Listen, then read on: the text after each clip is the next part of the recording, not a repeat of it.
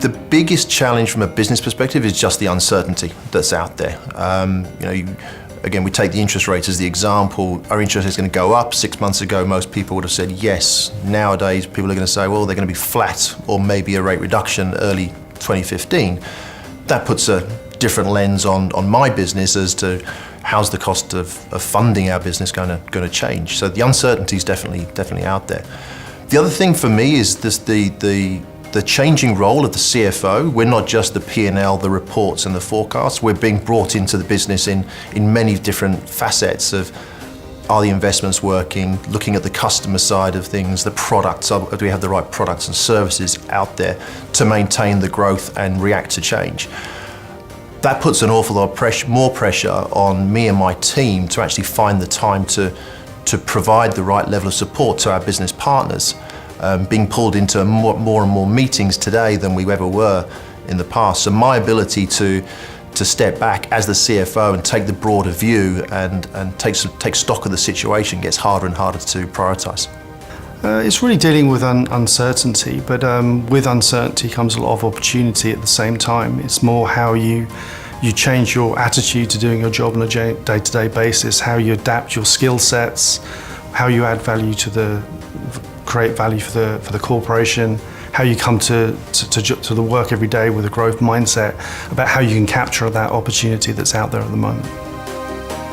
I think from industry to industry, the challenges that each company will face will be slightly different. From a financial services perspective, we're very focused on the interest rate environment. But if you're a restaurant, you'd be more inclined to look at the cost of produce or the cost of supplies. So two very different views. But how a CFO would react to both of those challenges should, in my opinion, be very similar. How are my sales doing? How's the revenue? Do I need to look at cost cutting? What are my scenarios and my options? Have I got my investments in the right places? Are they performing well? Are my customers happy? Our view today is much broader than just the P&L. We're trying to look at the entire end-to-end part of the business and react to the situation on a day-by-day basis. There are some consistent challenges across businesses, but certainly when you look at Asia, certain different countries are moving at very different pace in terms of GDP and economic growth, but also as they kind of move through their economic climates. Countries like Vietnam, Philippines or whatever are coming much more to the fore in the high growth space. China is actually slowing. Established economies like Australia are struggling to grow. So there are consistent challenges, but around the region it means different things to different people and different industries. Being prepared and thinking about it is a skill that you need to adapt. When you look at something like manufacturing, the car industry is very much known in Australia that all the big car manufacturers are exiting, so manufacturing should see some slowdown as an industry. And 6 months ago you'd have said interest rates will rise by Q3, Q4 next year. Now as you look at recent reports, interest rates may even be cutting.